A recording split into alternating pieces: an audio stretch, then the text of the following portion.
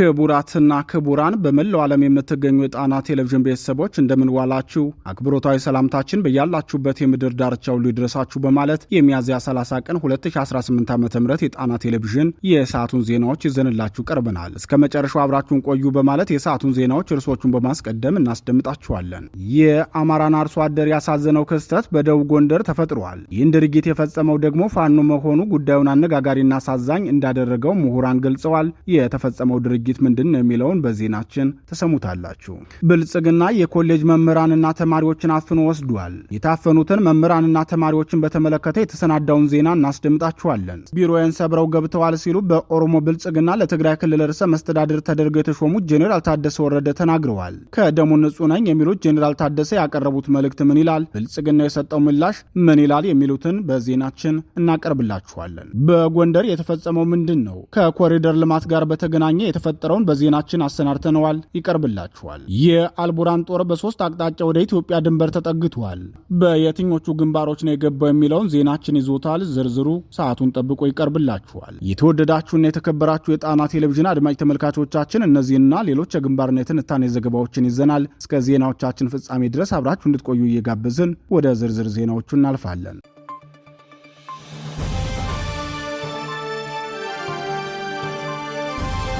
በወረታ ለተፈጸመው ነውር ተጠያቂው ማን ነው?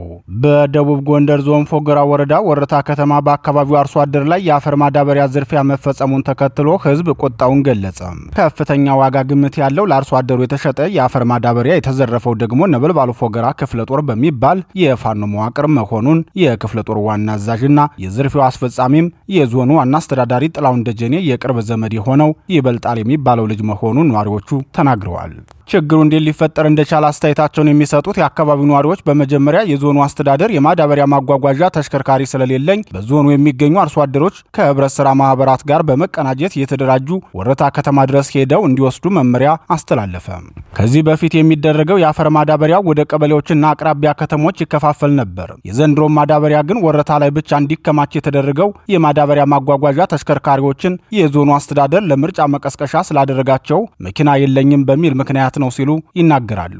አስተያየት ሰጪዎች አክለውም በዚህ መልኩ አርሶ አደሩ ከፍተኛ ገንዘብ በመክፈልና ረጅም ርቀት ተጉዞ ማዳበሪያውን ሲወስድ በተደራጀ መንገድ ዝርፊያ ተፈጸመበት። ዝርፊያው የተፈጸመው ደግሞ በተደጋጋሚ ስርዓቱ በፋኖ ስም ያደራጃቸው እየተባለ እንደሚነገረው ተራ ወንበዴዎች ሳይሆኑ በአማራ ፋኖ ብሔራዊ ንቅናቄ ጎንደር ጠቅላይ ግዛት በላይዝ ሜጀር ጄኔራል ዋንታባት አንደኛ ኮር አባል የሆነው ነበልባሉ ፎገራ ክፍለ ጦር መሆኑን ነዋሪዎቹ ተናግረዋል። የብልጽግናው ስርዓት የአማራ አርሶ አደር የፋኖ ደጋፊ ነው እያለ ማሳውን ሲያወድምበት አርሶ አደሩን አስገድዶ በሚልሻ ሲያስገባው ልጆቹ የሚማሩበትን ትምህርት ቤትና መታከሚያ ጤና ተቋማትን በድሮን በሚደበድብበትና አጠቃላይ በአማራ አርሶ አደር ላይ ይቀረሽ የማይባል መዋቅራዊ ጥቃትና ግፍ በሚፈጽምበት በዚህ ሰዓት በፋኖ መሪዎች አስተባባሪነት የአፈር ማዳበሪያው መዘረፉ እንዳሳዘናቸው አንድ የደብረ ታቦር ዩኒቨርሲቲ መምህር ተናግረዋል። የዩኒቨርሲቲ መምህሩ አስተያየታቸውን ሲቀጥሉም የአማራ ፋኖ የወጣለትን የትግል ዓላማ ወደ ጎን በመተው ለግል ጥቅማቸው፣ ለግል በቀላቸውና ለመንግስት ፍላጎት የሚሰሩ በዝተዋል። በዚህ መንገድ ባለፉት 2 ዓመታት ከዘንዘልማ እስከ ዓለም ሳጋ በሚገኘው ቀጠና ህዝብ ከፍተኛ ዋጋ እየከፈለ ያለው በእነዚህ አይነት የፋኖ መሪዎችና በዞኑ አስተዳደር ባለስልጣናት ትብብር ነው። እስከዛሬ ድረስ ከዛሬ ነገ ይሻሻላሉ በማለት ህዝቡ ታግሶ ቆይቶ ነበር። ዛሬ የፈጸሙት ነውር ግን ከመቼውምና ከማንም በላይ ህዝብን አስቆጥቷል። ስርዓቱ የሚፈጽመው መዋቅራዊ በደል ያላነሰውን አርሶ አደር ከአብራኩ የወጡና ለአንተ ነው የምንታገለው ብለው የሚናገሩ ልጆቹ በአደባባይ በዚህ መልክ መዝረፋቸው በእጅጉ ነው ያሳዘነን። ይህ ድርጊት በፋኖ መሪዎች በግልጽ ሊወገዝና አጥፊዎቹም በራሱ ወግ ሊቀጡ ይገባል። ይህን ማድረግ ካልቻሉ ግን ህዝብ የራሱን አቋም እንዲወስድ ስለሚገደድ መንግስት የሚፈልገው እቅዱ ተሳካለት ማለት ነው በማለት ቁጣቸውን ገልጸዋል። በዚህ ጉዳይ የአማራ ፋኖ ብሔራዊ ንቅናቄ የሚወስነውን ውሳኔና የሚሰጠውን ምላሽ ይዘን የምንመለስ መሆኑን አስቀድመን እየጠቀስን ሌሎች የፋኖ ኮርና ክፍለ ጦር አደረጃጀቶች ግን የዛሬውን የነበልባሉ ፎገራ ክፍለ ጦርን ዝርፊያና ውንብድና አውግዘዋል።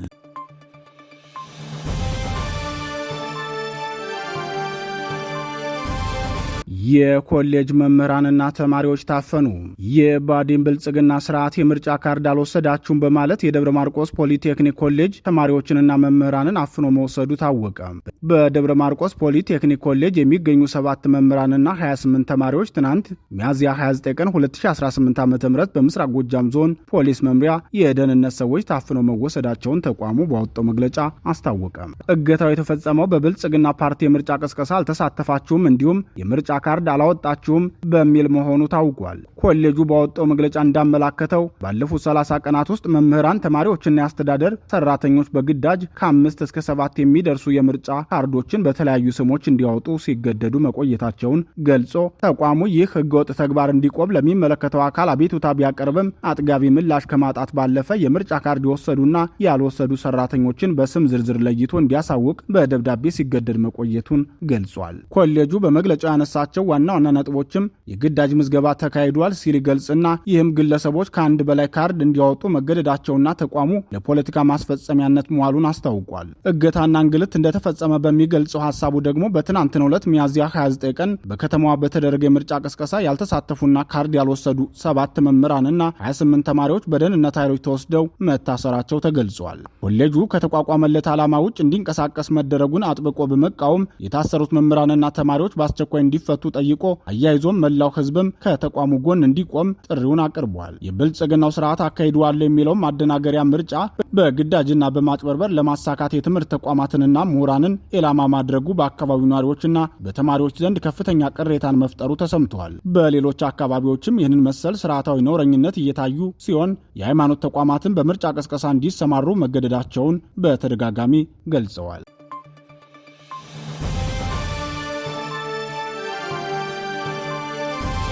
ቢሮዬን ሰብረው ገብተዋል። ጄኔራል ታደሰም የትግራይ ክልል ውጥረት እየከፋ ሄዷል። በኦሮሞ ብልጽግና የሚሾምልኝን መሪ አልቀበልም ብሎ ሲያንገራግር የቆየው ህወሓት በመጨረሻም የራሱን መንግስት አዋቅሮ ደብረጽዮን ገብረ ሚካኤልን ርዕሰ መስተዳደር አድርጎ መምጣቱን ከገለጸ ቆይቷል። ዛሬ ደግሞ ደብረጽዮን የካቢኔ አባላትን ሰብስቤ አነጋግሬያለሁ ሲሉ በፎቶ የተደገፈ መረጃ ያጋሩ ሲሆን የኦሮሞ ብልጽግናው ሹመኛ ጄኔራል ታደሰ ግን ለሚፈጠረው ችግር ሁሉ የጊዜው አስተዳደሩን ስልጣን በጉልበት በመያዝ ላይ ያለው ኃይል መሆኑ ይታወቅልኝ ሲሉ መልእክት አስተላልፈዋል።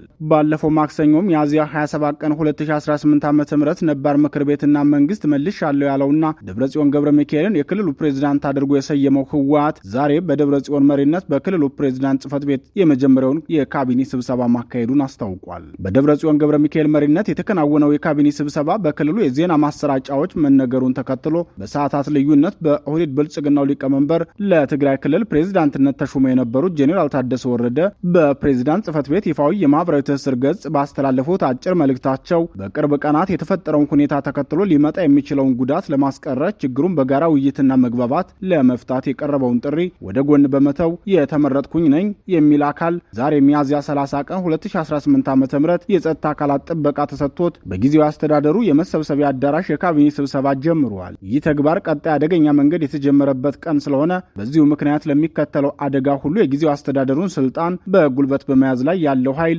መሆኑን እገልጻለሁ ሲሉ አስታውቀዋል። በዚህ የህወሓት ድርጊት የተነሳ የኦህዴድ ብልጽግናው መንግስት የራሱን የአጸፋ እርምጃ ይወስዳል ተብሎ የተሰጋ ሲሆን በክልሉ ሊፈጠር ይችላል በሚባለው ጦርነትም እኔ የለውበትም እጄ ንጹህ ነው ታጥቤያለሁ ያሉት ጄኔራል ታደሰ ወረደ ከእሳቸው ካቢኔዎች መካከል አብዛኞቹ ወደ ደብረጽዮን የካቢኔ አባላት መቀላቀላቸውንም ገልጸዋል። በደብረጽዮን ገብረ ሚካኤል መሪነት የተከናወነው የካቢኔ ስብሰባ በዜና ማሰራጫዎች መዘገቡን ተከትሎ ዛሬ አርብ ሚያዝያ 30 ቀን 2018 ዓ.ም ከቀኑ 5 ሰዓት ተኩል ለሁለተኛ ጊዜ የውጊያ ጄት በመቀሌ ከተማ ሰማይ ላይ መታየቱን የሚናገሩት የከተማ ነዋሪዎች ከአሁን ጦርነት ፈነዳ እያልን እየተጨነቅን ነው ሲሉ ገልጸዋል። ህወሓት በቅርቡ ባሳለፈው ውሳኔ መሰረት 40% ግዛታችን በጠላታችን አማራ ተይዞብን ግዛታዊ አንድነታችንን አጥተናል። የመጀመሪያ ግባችንም የተወሰዱብንን ግዛቶቻችንን ከጠላቶቻችን ላይ ማስመለስ ነው። ለዚህ ደግሞ በዙሪያችን ያሉት ኃይሎች ከጎናችን ናቸው ሲሉ ማሳወቁ አይዘነጋም። በዚህ እቅዱ መሰረትም በሽሬና በሽረሪና በኩል ወደ ወልቃይት ለመግባት ከፍተኛ ጦሩን ያስጠጋ ሲሆን የሱዳን ወታደራዊ መንግስትም ለህወሓት ታጣቂ ቡድን አጋዥ ሆኖ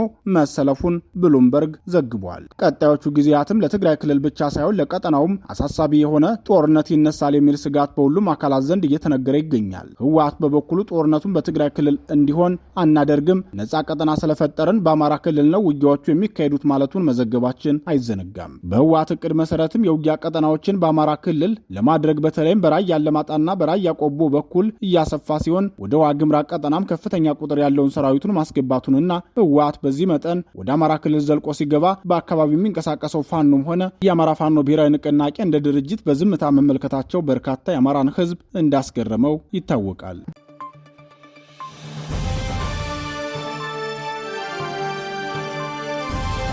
የጎንደር ኮሪደር ልማት ድብቅ ገጽታዎች። በጎንደር ከተማ እየተሰራ ባለው የኮሪደር ልማት ከፍተኛ የሀብት ምዝበራ መፈጸሙ ተገለጸ። የጎንደር ከተማ የከንቲባ ጽሕፈት ቤት ምንጮች ለጣና ቴሌቪዥን እንደገለጹት በከተማዋ ለተጀመረው የልማት ፕሮጀክት የተሰበሰበ ገንዘብ በብልጽግና ካድሬዎች በከፍተኛ ዝርፊያ እንደተፈጸመበት ተናግረዋል። እንደ ምንጮቻችን ገለጻ የኮሪደር ልማቱ የተጀመረው በከተማ አስተዳደሩ እቅድና በጀት ሲሆን ከባለ ሀብቶችና ከተቋማት የተሰበሰበው በርካታ ገንዘብም በአግባቡ ስራ ላይ አልዋለም። ለገንዘቡ ብክነት ዋናው ምክንያት ደግሞ የከተማ አስተዳደሩ ከንቲባና ሌሎች ባለስልጣናት የሚፈጽሙ ዝርፊያ መሆኑን ምንጮቻችን ይናገራሉ። እንደ ምንጮቻችን መረጃ የጎንደር ከተማ ከንቲባን ጨምሮ የዞኑ ካድሬዎች የሚፈጽሙትን የንብረት ዝርፊያ እንዳይጋለጥባቸው ከክልል ብአዴንና ከፌዴራሉ ኦህዴድ ብልጽግና ወደ ጎንደር ለሚያቀኑ ባለስልጣናት የተጋነነ ግብዣ በማውጣት ከፍተኛ የገንዘብ ብክነት እየፈጸሙ መሆኑን ተናግረዋል። ከከንቲባ ጽሕፈት ቤቱ የወጡ መረጃዎች እንደሚያሳዩት የጎንደር ከተማን የኮሪደር ልማት ግንባታን ተረክቦ እየሰራ ያለው ኮንትራክተር አማካሪም ሆነ ተቆጣጣሪ እንደሌለው ገልጸዋል። በከተማዋ የልማት ፕሮጀክት ላይ ፈተና የገጠመው ሌላው ምክንያት ደግሞ የጎንደር ከተማ መንገዶች ባለስልጣን ገንዘብ የሚንቀሳቀሰው እና ፈቃድ የሚሰጠው በፋይናንስ ጽሕፈት ቤቱ ወይም ለፕሮጀክቱ በተቋቋመ የፋይናንስ ግብረ ኃይል ሳይሆን በከንቲባው በአቶ ቻላቸው ዳኛው የግል ትዕዛዝ መሆኑ ነው ሲሉ ምንጮቻችን ይናገራሉ። ይህም በልማቱ ላይ ግልጽ የአሰራር ጥሰትን ያስከተለና ለብአዴን ካድሬዎች የህዝብ ሀብት ምዝበራ ምቹ ሁኔታ መፍጠሩን አንስተዋል። ለዚህም እቅዳቸው መሳካት ደግሞ በከንቲባው የሚመራ በተቀናጀ መልኩ ያቋቋሙት የዝርፊያ ሰንሰለት መኖሩን ምንጮቻችን ተናግረዋል። የከተማ አስተዳደሩ ከንቲባን ጨምሮ አጠቃላይ የዞኑና የከተማ አስተዳደሩ የብአዴን መዋቅር ዋና ስራቸው ስልጣናችንን ያስጠብቅልናል የሚሉት ከክልሉ ርዕሰ መስተዳድርና ለብልጽግና ካድሬዎች የቅንጦት መስተንግዶ በማቅረብ ወንጀላቸውን መደበቅ መሆኑን የሚናገሩት ምንጮቻችን በዚህም ልማቱ በተጀመረ አካባቢ የተሰራውን መስቀል አደባባይንና በከተማዋ ውስጥ የሚገኝ አንድ የዶሮ ማርቢያ ማዕከል ለመጎብኘት ከ5 ጊዜ በላይ ሲመላለሱ ኦዲት የማይደረግ በ100 ሚሊዮን የሚቆጠር ገንዘብ ወጪ ተደርጓል ሲሉ ተናግረዋል።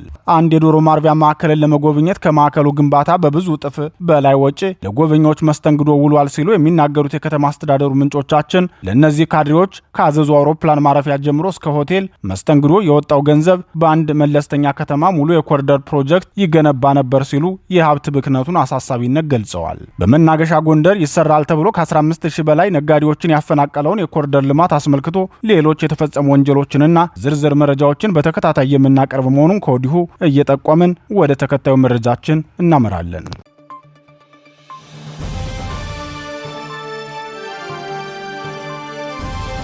የአልቡራን ጦር ወደ ድንበር ተጠጋም። ከብልጽግናው መንግስት ጋር ሲወዛገብ የቆየው የሱዳን ወታደራዊ ጁንታ መንግስት ከፍተኛ ቁጥር ያለውን ሰራዊቱን ወደ ኢትዮጵያ ድንበር ማስጠጋቱን ብሉምበርግ ዛሬ ዘግቧል። እንደ ሚዲያው ዘገባ የሱዳን ጦር ወደ ኢትዮጵያ ድንበር የተጠጋው በ3 ግንባሮች መሆኑም ታውቋል። የብልጽግናው መንግስት ከባህር ዳር ዓለም አቀፍ አውሮፕላን ማረፊያ ባስነሳው ድሮን ካርቱም ኢንተርናሽናል ኤርፖርት ተመቶብኛል ብሎ ይፋዊ ክስ ያቀረበው የአልቡራን መንግስት በአሜሪካ የአፍሪካ ጉዳዮች ዳይሬክተሩ ማሳድ ቦሎስ በኩልም አቤቱታው ተቀባይነት አግኝቶለታል። ከዚህ በተጨማሪም የኤርትራና የግብጽ ድጋፍ እንዳለው ገልጾ በተለይም በወልቃይት በኩል እና በብሉ ናይል በኩል በሚገኙ ግዛቶቹ ከፍተኛ ቁጥር ያለው ሰራዊቱን አስፍሯል። የአልቡራን መንግስት ከዚህ ውሳኔ ላይ የደረሰው የብልጽግናው መንግስት ከተባበሩት አረብ ኤሚሬቶችና ከአምዳን ዳጋሎ ታጣቂ ኃይል ጋር ሆነው ስለወጉት ብቻ ሳይሆን ግብጽም አዲስ የውጊያ ዕቅድ ይዛ መምጣቷን ተከትሎ ነው። የግብጽ መንግስት በሱዳን ምድር በርካታ ሰራዊቱን አስፍሮ ከህዳሴ ግድቡ 40 ኪሎ ሜትር በማይሞላ ርቀት ላይ ጦሩን ያሰፈረ መሆኑ ይታወቃል። ከዚህ በተጨማሪም የኤርትራን ምስራቃዊ ክፍል እስከ ሶማሊያ ያለውን ቀጠና በጦር ኃይሏ ለማጠር እየተንቀሳቀሰች መሆኗን ወደ ተግባር መግባቷንም ሚድል ኢስት ፎረም አስነብቧል። በቅርቡ የኦሮሞ ብልጽግናውን ተሿሚ አስወግዶ የራሱን መንግስት ያዋቀረው ህወሓት በበኩሉ በሱዳን የሚገኘውን ታጣቂ ኃይሉን በእጅጉ እያጠናከረ መሆኑን የተለያዩ ምንጮች ዘግበዋል። ህወሓት ከፍተኛ ቁጥር ያለው ታጣቂን በኤርትራ በኩል አሰልፎ በሱዳን ግዛት ከወልቃይት በቅርብ ርቀት ያሰፈረ ሲሆን ከማይካድራ እስከ ምዕራብ አርማጭሆ ትይዩ ቦታዎች የህወሓትና የሱዳን መንግስት ሰራዊት ኃይላቸውን ያሰፈሩ ሲሆን ብሉ ናይል ግዛት ደግሞ የግብጽና የሱዳን ሰራዊት በተጠንቀቅ እንዲቆም ታዟል። በመተማ ዮሐንስ ቀጠናም የሱዳንን ጦር ጨምሮ አጋዥ የተባሉ ሀገራት ጦራቸውን ያሰፈሩበት መሆኑን ሚድል ኢስት ፎረም ጨምሮ ዘግቧል። የሱዳን ቀጠና በዚህ መልኩ በሰራዊት ክምችትና ሎጂስቲክ ስርጭት ላይ መሆኑን የተረዳ የብልጽግናው ስርዓት ከፍተኛ ስጋት እንደገባው የጦሩ ምክትል ኤታማዦር ሹም አበባው ታደሰ መናገራቸውን በትናንቱ ዜናችን ማቅረባችን አይዘነጋም። የህወሓት ኤርትራ መንግስት የሱዳንና የግብጽ መንግስት እንዲሁም የሙስሊም ብራዘርሁድ ጥምረት ስጋት የፈጠረበት ብልጽግና በጎንደር ቀጠና የሰፈረውን የሰሜን ምዕራብ ዕዝ ሰራዊቱን ያላችሁን እናንተ ናችሁ፣ በርትታችሁ በመዋጋት ሀገራችሁን ታደጉ ሲሉ ጄኔራል አበባው በተስፋ መቁረጥ ውስጥ ሆኖ መናገራቸው ታውቋል። ከየትኛውም ጎረቤት ሀገራት ጋር መዘላለፍና መጣላትን የስልጣን ዘመኑ የስኬት መለኪያ ያደረገው ብልጽግናው በህዝብ ገንዘብ የተገነባውን የህዳሴ ግድብን ኤሌክትሪክ ማመንጨት ሳያስጀምር ተጨማሪ ሶስተኛ ግድብ ልገነባ ነው ብሎ ያሰራጨው የሐሰት ዘገባ ግብጽ በደጋፊዎቿ ቱርክና ኤርትራ ትከሻ ላይ ተፈናጣ ቀይ ባህርን በሳቅ ቀለበት ማጠር ጀምራለች። የሱዳኑ ወታደራዊ ጁንታ መንግስትም ኃይሉን ወደ ኢትዮጵያ ድንበር ያስጠጋው ከዚህ የብልጽግናው ትንኮሳና ከግብጽ በተሰጠው ትዕዛዝ መሆኑን የአፍሪካ ቀንድ ተንታኞች ተናግረዋል። በሱዳን የተቀሰቀሰውና ላለፉት 3 ዓመታት በላይ የዘለቀው ጦርነት ውስብስብ ሆኖ የቀጠለ ሲሆን ለዚህ ውስብስብነት ደግሞ የብልጽግናው መንግስትና ህወሓት አፍራሽ ሚና መጫወታቸውን በተደጋጋሚ መዘገባችን ይታወሳል። በቅርቡም በብሉ ናይል ግዛት ኩሙሩክ አካባቢ የአልቡራን ጦርና የዳጋሎ ሰራዊት ባደረጉት ውጊያ የብልጽግናው ሰራዊት ድጋፍ የሰጠ ሲሆን ህወሓትም ታጣቂ ቡድኑ ከአልቡራን ጦር ጋር ሆኖ እንዲዋጋ ማድረጉ የሚታወቅ ነው።